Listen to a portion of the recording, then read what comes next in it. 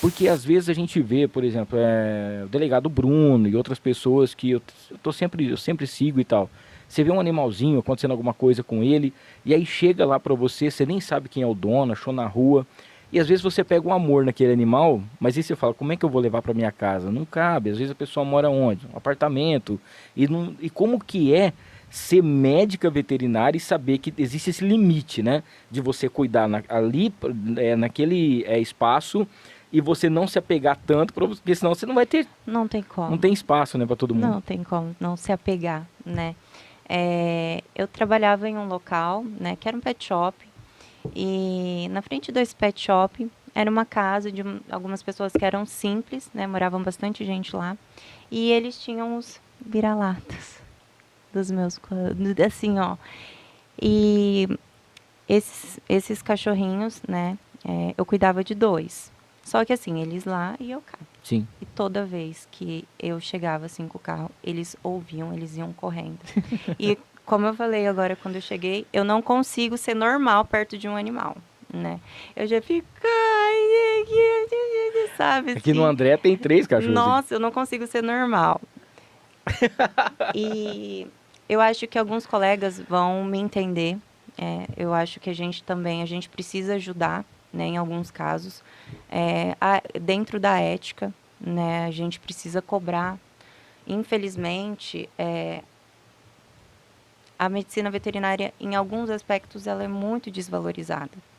Então, por você estar cobrando uma consulta, eles te chamam de mercenário, mas você não se formou por amor, como se a gente tivesse uma obrigação. Amo, ajudo como posso, só que eu não posso fazer nada sem cobrar uma consulta. Sim. Isso é fora da ética. Só que não tem como. Você falou assim, mas como que você, né?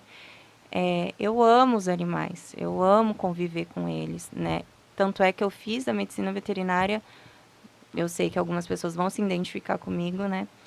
Pensando assim, nossa, eu vou fazer veterinária porque eu vou mexer com um animal. Mas não, para chegar no animal, a gente tem que chegar antes disso com as pessoas, né? Sim. Então, a gente precisa ter, igual eu falei, um trabalho conjunto. Amo de paixão, né?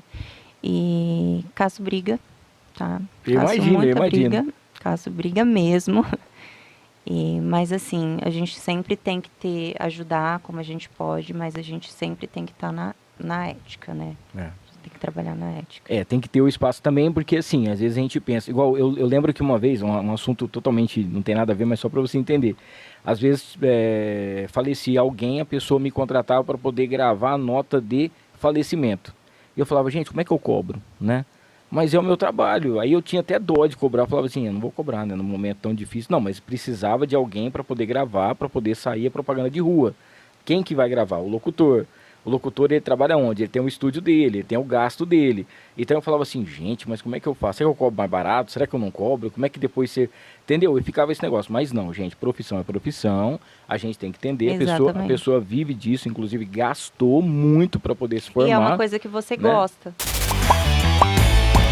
E aí, gostou desse corte? Então não esqueça, se inscreva no canal, ative as notificações, dá aquele like e compartilha para todo mundo. O link para o episódio completo tá aqui embaixo. É só clicar e assistir.